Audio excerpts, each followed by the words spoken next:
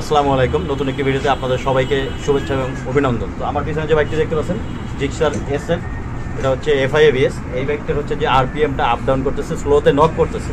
কেন করতেছে, কারণ কি, এটা সমাধান কি, কীভাবে সমস্যাটা আসলে কোথায়, সেটাই আজকে আপনাদেরকে দেখাবো। ধৈর্য সহকারে সম্পূর্ণ ভিডিও দেখবেন এবং যারা চ্যানেল নতুন অবশ্যই চ্যানেলটিকে সাবস্ক্রাইব করবেন। তো চলুন ভিডিওটি শুরু করা যাক। তো আরপিএম আপ ডাউন করে এবং পিক আপ ছেড়ে দিলে বাইকটা বন্ধ হয়ে যায়, স্লোতে স্টার্টে থাকে না, সেটা আপনাদেরকে একটু দেখিয়ে দেই, ভালোভাবে খেয়াল করবেন। সম্পূর্ণ বাইকটি খুলে রেখেছি আপনাদের দেখানোর জন্য এবং কাজ করব।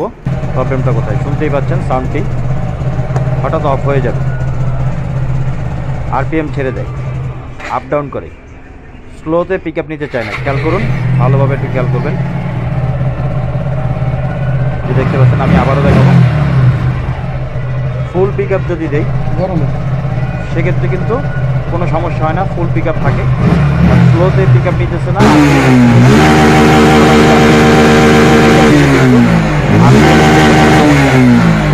শুধু স্লোতেই সমস্যা হয়। মিটারে কিন্তু কোনো চেক ইঞ্জিন লাইট নেই। এই যে দেখুন, জিক্সার SF FI ABS। তো ব্যাটারি টার্মিনালটাকে একটু চেক করতেছি, কারণ কাস্টমারের কথা হচ্ছে যে ব্যাটারি লাইন লুজ থাকতে পারে, সন্দেহ করেছিলেন, যার জন্য ব্যাটারি লাইনটা একটু চেক করে দেখলাম। এখানে কিন্তু কোনো সমস্যা নাই এবং এখানে আউট কয়েল থাকে। অনেক সময় হয় কি, আউট কয়েলের যে জ্যাক থাকে এগুলো লুজ হয়ে যায়, মেকানিক ভাইরা আমরা জানি।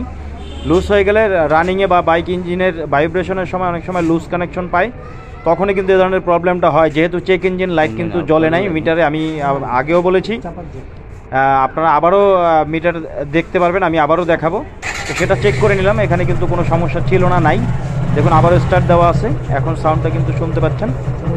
স্লোতে টপ করে বন্ধ হয়ে যায়, স্লো আরপিএমে নক করে, আরপিএম উঠতে চায় না স্লোতে, কিন্তু হাই আরপিএম কিন্তু ঠিকই আছে। এই যে দেখুন, খেয়াল করুন ভালোভাবে।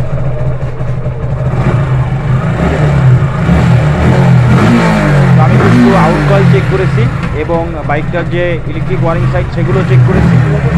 প্রবলেমটা আপনাদেরকে দেখাবো যে আসলে প্রবলেমটা কোথায় এই বাইকটার, যে কেন এরকম হয়েছে। এরকম অনেক বাইকে এরকমটা হয়। তো প্রথমে যেহেতু আমি কয়েলের লাইন টাইন সব চেক করেছি, কোনো প্রবলেম নেই এবং চেক ইঞ্জিন লাইটও নেই।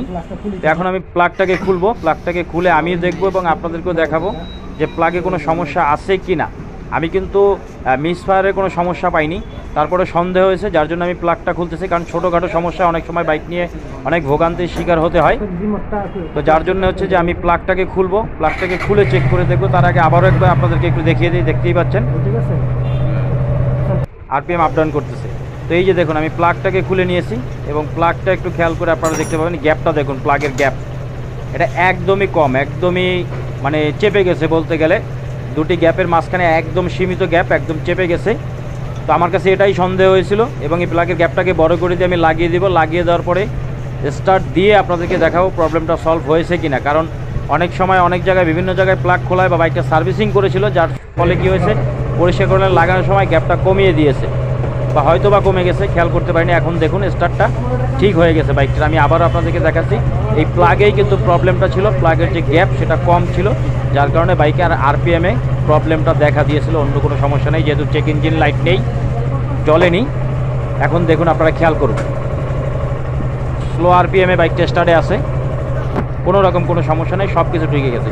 এই ছোটোখাটো সমস্যা কিন্তু অনেক ভোগান্তির শিকার হতে হয় আমাদেরকে, সেটাই আপনাদের সাথে শেয়ার করলাম। যে ধরনের সমস্যা হলে অবশ্যই প্লাগের দিকে আপনারা একটু খেয়াল করবেন, প্লাগ চেক করে দেখবেন। তো এটাই ছিল আজকে ভিডিওতে, দেখা হবে পরবর্তী ভিডিওতে। সে পর্যন্ত ভালো থাকবেন।